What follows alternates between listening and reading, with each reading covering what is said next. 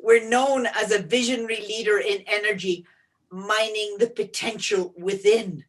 And quite often, we've had many, many visitors from all over the world. And I actually mean leaders of countries like the United Arab Emirates, the ambassadors from China, Japan, Cuba, Venezuela, led by the ambassador from Mexico, because they were fascinated by our business model, which is very different. It's about the people first, the empowerment of the people. And when that is your first step and your highest priority, what happens? They rise to the occasion. And so BNE has not been hit as hard as most of the companies in the United States. And we are, in fact, I was on to the CEO, Marlo Neal, who is driving his car, and I think he may be on right now, but just in case, thank you, Marlo. I would be on to Belize practically every day because I used to be there all the time until COVID came. But you know, the people there, we're 99% Belizean, and we've been the #1 revenue generator for about the last over 12 years. So what happened? How did we beat all odds? Let me just see what the next map is. Oh, it's a geological map that was done by Jean Cornac, a French geologist who was seconded in there by the United Nations, I believe, many years ago. But it just shows the Maya Mountains, that gray in the middle, and then it gives you the tectonic lineup, both of the islands where the scuba divers paradise is, the reef and the bathymetry, and then the lining up of the rivers. It's almost textbook tectonics and sedimentary sections. And I'd highly recommend everybody come down with a number of different reasons. Firstly, there's a direct flight on Southwest now from Denver once a week, straight to Belize City, and it's 4 hours. Secondly, to come and visit us in BNE and learn more about how we did it and how the country is transforming. And thirdly, the geology is all there in one easy to access position, because the country is only about 160 miles by slightly less than 100, by about 80 miles. So it's easy to get round, although there are only 2 main roads, east, west, and north, south. Okay, let's go to the next one. This shows you what happens, of course, when the limestone is eroded into a whole cavernous cave network has been developed. So one of the favorite tourists is to go into big tubes and go through these caves. But of course, us as geologists are looking at fields like the Poza Rica field in Mexico, which is on the other side of the original Mexican basin, and saying, that is a reefal karst field. And are there any of those that we can find in Belize, or of course in any of these type of terrains? Okay. I want to tell you all about Mike Usher. Mike Usher was the Belizean that I met here in Denver, actually. He used to work with CGG. And I think if you're going to work in a foreign country, to have and be best friends with a local is critical. Mike and I had a common vision, a common desire to make a difference with and for the people. And we tried ourselves for 15 years. And we shot seismic, both offshore. We actually caused a deep offshore well to be drilled. This is now 20 years ago. And here I'm just reading this out. Against all odds, with 500,000 acres, that's what we had in Belize. We had to choose a single location because we basically, when we put Belize Natural Energy together, we only had enough money for 1.5 locations. And everybody knows listening that statistically, wildcats, it takes about 10 to 15 wells. So we were, let's just say, odds were against us. Sadly, Mike died before we actually got the rig in. But a critical thing happened. Mike and I were perplexed why we could not discover this oil. We knew it was there, and we were trying everything. We had the passion, but it wasn't until we both decided to understand how our mind works. Now, Wallace Pratt, a famous oil man, as I'm sure many of you remember, said, oil is found in the mind. Mm-hmm. And I took that very seriously, and so did Mike. What education do we have on our mind? How does our mind work? What is this about the conscious and the unconscious and imprinting? So we found a critical course, which was absolutely brilliant, and it's called Educo, EDUCO, which is the Latin for education, which its original meaning was to draw out from within,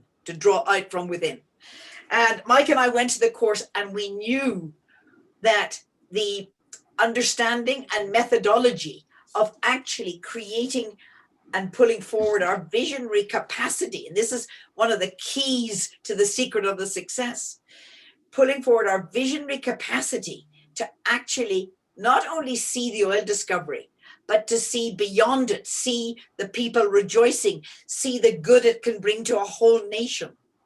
And then Mike died. He was young, in his early 50s, and I was more determined to go on. I was, even more motivated, and I named the first well after him, the Mike Usher #1. And we started to drill in May 2004. No, we started to drill May 2005. Mike had died on the 24th of June 2004. We started to drill, and we had to choose a location based on some very simple 2D seismic, a lot of difficulty in the seismic because it had volcanic dust in it, and it scattered it was very, very noisy. But we chose a location, and that's a whole other story, but chose it, Mike Usher #1. And on the 24th of June 2005, we hit not only the first oil discovery, but the best oil.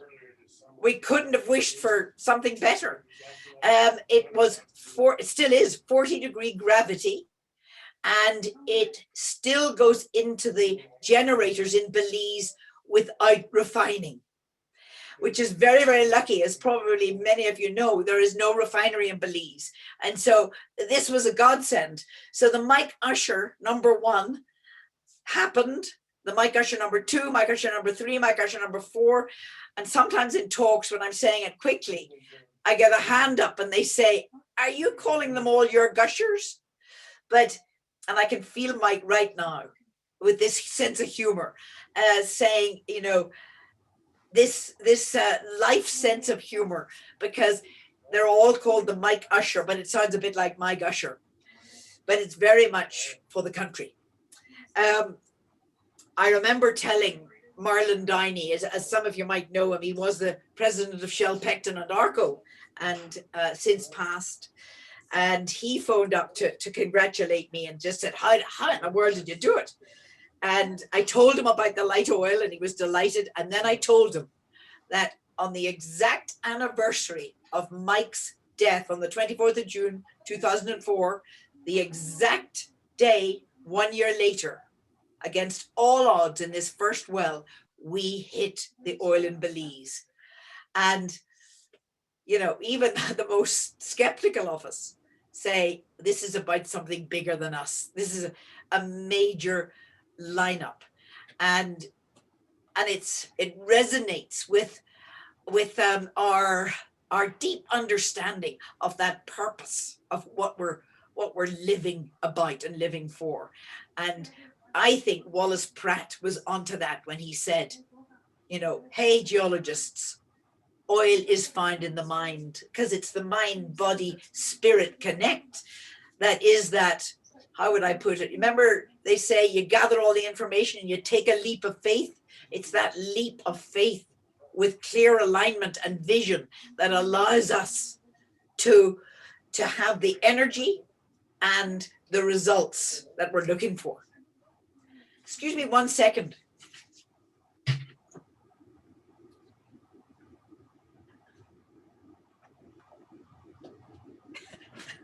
My daughter, a granddaughter, and a friend are all working out next door, and I'm very sorry. I hope you can all hear. No worries. It's all good. Okay. Yes. It's called Murphy's Law. Everything happens at once. Let me just see. Well, yes, we've actually, we discovered the Spanish Lookout. There's Spanish Lookout. Thank you. Yep. We discovered the Spanish Lookout field on the 24th of June, 2005 in the Mike Archer #1. And we now are producing from, about 10 Mike Usher wells in this area. Now, this area, as you can tell, is beautiful. It's actually a Mennonite settlement. Sorry. Yeah. Oh, it's all right. Don't worry. It's a Mennonite settlement in what was the jungles of Belize, and they are now the agricultural backbone of the country. So we had to be doubly, quadruply careful with both our drilling operations. We built all the pipelines, about nearly 40 miles of pipeline throughout this whole area, brought it into Iguana Creek, which is our headquarters. And we always went the extra mile for the people. And I think that's another key. You know, find your purpose, find your passion, get that alignment, understand your mind, and go the extra mile in everything you do. We buried the pipeline deeper so that it would have no problem for the local people. We involved the Mennonites in building the roads. We, of course, employed all Belizean people, which are very diverse, from Spanish speaking to English speaking. We sent them all to all numbers of training, spent millions, actually, probably I'd say close to 10 million on training everybody. And there were about, at our maximum, maybe over 200 people working with us in Belize. And training involved in seismic training, drilling training, accounting training, everything. But what we find, interestingly enough, at first was that there was a doubting mindset. And this is important. That doubt, that fear is our worst enemy. And I realized then how important it was for the alignment and understanding of the mind and our mindsets and how they're formed. Because even though we wanted the best for Belizeans, they were doubting themselves because they had been, let's just say, used to looking up to Great Britain, sending their hardwoods up to Great Britain to be made into furniture, sending always raw materials, bananas, sugar, etc. And they had taken on a secondary mindset. And funnily enough, I see that in other nations, and I mean a sort of a societal mindset. But when we sent them to the same Aduco seminar, they understood that mindset and were able to set that down and actually live from what I would say is the real energy business. And that is the energy within us all to not only make a difference with our families, our communities, and the countries, and even the world. And I'm sure on some of your minds there's a bit of a polarization between fossil and renewable. Well, a lot of people look to us because we won the Green Award, etc. But actually, the real energy business the real innovation and creativity is by putting the human first and making sure that they, us ourselves, are coming from that, I would call it, place of power. We're born with this spark, this piece of life's force within us, but it gets diluted and covered up due to sometimes education, sometimes parents inadvertently because it's not taught, and societal influences. For instance, like Belize feeling lesser to Great Britain. And it's actually, I was on to an Indian gentleman just last week. The Indian subcontinent have a bit of that going on, and even Nigeria. So it's a very what would I say? It's a real holdback. And once we understand our full capacity, our innate gifts, well, then we can actually be all we can be and dream and dare to dream big. In fact, I got to tell you, it's easier to dream big than it is to dream small. This is a really important one, because when Mike and I dared to think we could make a difference to the whole country, and not just with oil, but that the oil would be the igniter. And that took up our every cell, our every waking moment. We were propelled out of bed in the morning by this thought, this dream. And if you dream too little, there's room for doubt. And if you dream and see in your vision making a difference for a whole country, it literally fills up your being. And so I would keep that in mind. Okay, let's go on with the next slide. Just to touch on a bit of geology, the red bank clay, by the way, is the difficulty to seismic. It's a volcanic airborne clay, and it's very, very difficult to shoot through. And here's something for any geophysicists out there. After the discoveries, we shot a 3D looking to see how we could effectively develop the field. And had we shot the 3D before we drilled, we wouldn't have drilled the discovery well, because it looked like a breached anticline. So it's, I would say, trust your gut feels, guys. It's so important, and we quite often lose track of that, lose sight of it, come back into that, as we would call it, the gut feel. So that was an important thing. There was a major unconformity surface, which actually, by driving in Belize, you can see this sort of topography. A lot of people know the Chinese limestone topography, where you got pinnacle hills up and down like that. Well, I would think the Barton Creek, between the Red Bank and the Barton Creek, that topography would have been very similar, and you can sort of see it in part today in Belize. And then you drill on down through the Barton Creek, which is the latest, actually it's Tertiary and Cretaceous, and then into the lower Cretaceous, called the Hillbank, which is part of the Yalbak series in the early Cretaceous. And everybody thought, here's another thing, be careful of blinkers. Everybody thought the whole of the Mexican basin was all carbonates, dolomites, limestones. Thank God we all got the prompt, and including, I'm sure a lot of you know Bob Blaha. He had always dreamed all his geological life of being on a discovery in Belize, and of course there hadn't been one. So he was here with us. He was an older gentleman at the time, and there was, we were all there, but he was on the first discovery of oil in Belize, Bob Blaha, and his wife came up to me. Actually, when I got the Norm Ferguson Outstanding Explorer Award from the APG in Salt Lake City, was that last year or the year before?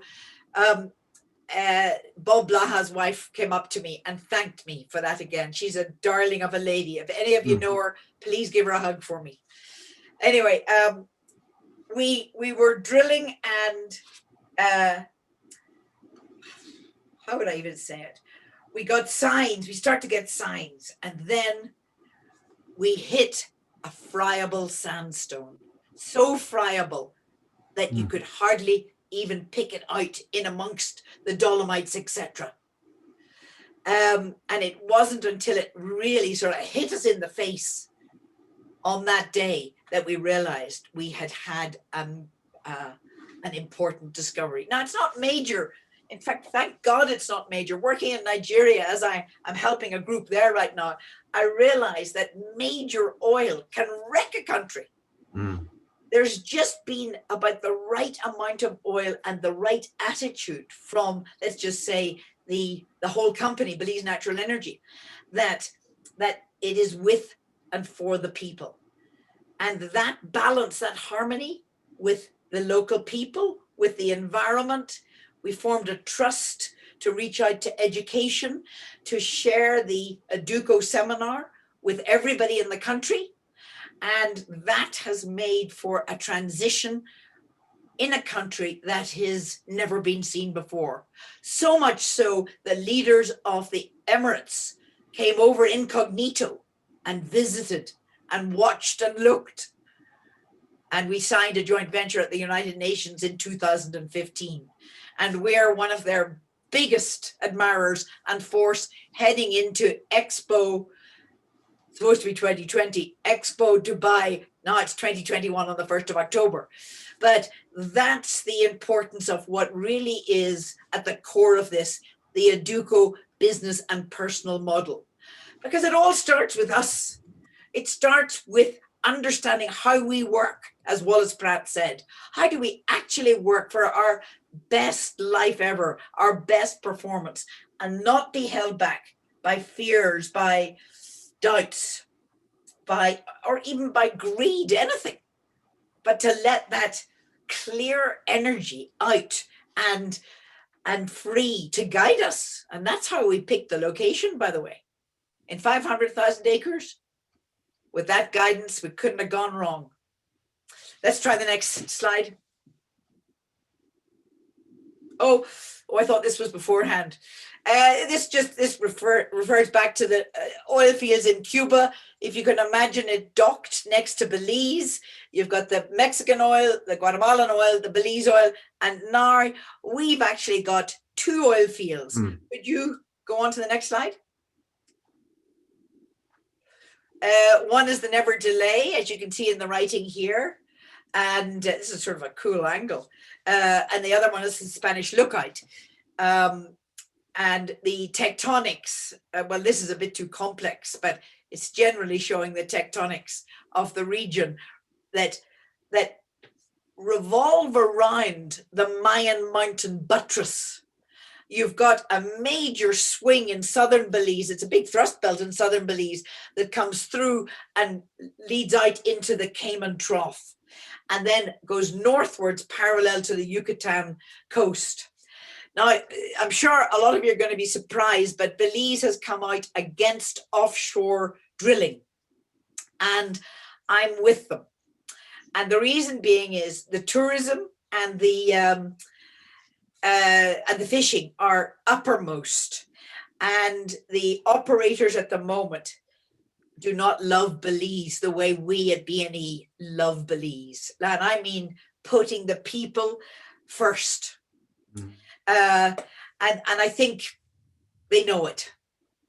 So yes, onshore, in fact, onshore discoveries are great of necessity of involving the local people. When we had the discovery on the 24th of June, instead of buying a fleet of trucks to take over the Maya Mountains to take it down to the port at Big Creek, we sold it locally, but we also found enough that we wanted to sell it on the open markets. We actually sell half of our oil to Shell today, and half is both electrical generation and cooking gas in Belize and other areas we're working on. But what was I thinking there? I think it's actually, strangely enough, been an advantage not to find too much oil. It's been challenging. We've discovered about 11 million barrels over the last 12, 13 years. Let's go on the other way. Let's see if we can see any. Oh, there's the two fields. Spanish Lookout, it's our best one. And the first one, Never Delay, has challenges, and it should never be called Never Delay because it is delayed. Let's go on to the next one. This is a very brief cross section through, actually I forgot to tell you, it's a pull apart basin. It's a rhombochasm. You can sort of see it down in the sideways looking radar. And it's got very obvious, almost textbook tectonics on the thrusts at the sides and the wrench action. And then we're at the corner and it turns there and heads northwards up towards Mexico and then goes offshore. What's the next slide? That's me. And then when we discover how our minds work and we live our full potential, we are not only more useful to ourselves, but also to humanity. My passion when I started out on my career was for geology, but now it's for people. I still love rocks too, by the way, guys. Geologists can make a difference, and that's a big one. And that's what they want to hear at universities now. They've got that inside them, but they want it encouraged. Okay, let's go on. These are some of the things we've won. The Employer of the Year. We dared to enter the Green Business Award, and we won it, which, you know, a lot of people were surprised about. We've won the Get Energy, both the education, because we've had to and loved educating everybody, but the second Get Energy was really important in 17. We went up against 50 other countries like the United States, Canada, Japan, Malaysia, etc. And we beat them all. And I've got to tell you, I was at a big, like a Buckingham Palace place in London, and the award was going to be announced at 8 o'clock. And the room was full of all these dignitaries, all dressed in their local regalia from Africa, from Asia, all around the world. And when they said, it was at 8 o'clock, when they said Belize, I think half the room didn't know where Belize was.